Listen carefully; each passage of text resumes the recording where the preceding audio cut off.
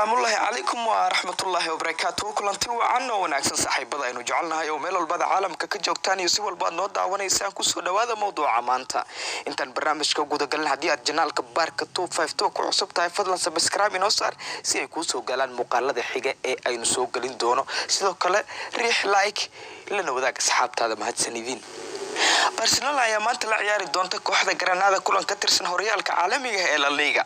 Jordi Alba iyo Samuel Umtiti ayaa xaqiijiyay inay kooxda ka maqnaan doonaan kulanka halka Dembele uu shaki ku jiro inuu helo booska koowaad.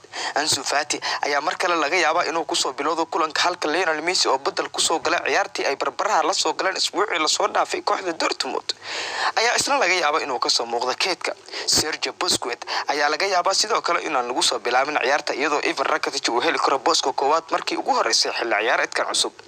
Xaqiiqooyinka u gaarka ah kulanka Barcelona ayaa guuldaro la'aan dhammaan 6 kulan ee ugu dambeysay oo ila ciyaarta kooxdan Granada tartamada oo idil. Sidoo kale naadiga reer Catalan ee Barcelona ayaa dhalinaysa 2 gool iyo wax ka badan 5 ilaa 6 kulan ee ugu dambeysay dhammaan tartamada oo ila ciyaartay kooxda Granada.